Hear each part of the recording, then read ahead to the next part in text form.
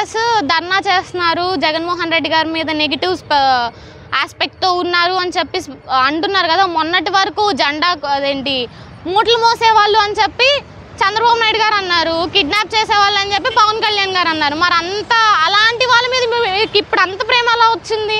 ధర్నా చేస్తున్నారు, వాళ్ళకి శాలరీస్ సరిపోవట్లేదు. అసలు శాలరీస్ ఇవ్వడమే తప్పన్న మీకు శాలరీ సరిపోవట్లేదని మీరు ఎలా అనగలుగుతున్నారు?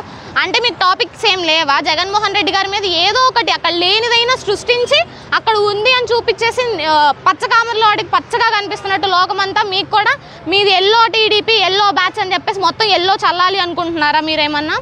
ఒకటండి, యద్భావం తద్భవతి అంటారు. అలాగే మీరు ఎలా చేస్తే అలాగే రావాలి అని అనుకోవద్దు.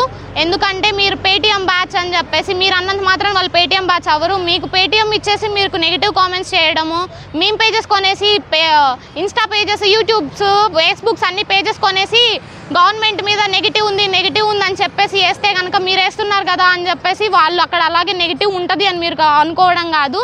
మీరు కనుక ఒకవేళ నెగిటివ్ వేసినా కానీ అక్కడ ఏంటో ప్రూఫ్ అనేది ఏంటి, గ్రౌండ్ లెవెల్లో వైఎస్ఆర్సీపీ గవర్నమెంట్ ఏంటి, జగన్మోహన్ రెడ్డి గారు చేసిన ప్రభుత్వ పథకాలు ఏంటి, పొందిన లబ్ధిదారులకు తెలుసు. వాళ్ళు మీకు ఆల్రెడీ 2019లో గుప్పెడు సీట్లు అంటే 23 సీట్లు ఇచ్చి కూర్చోబెట్టారు.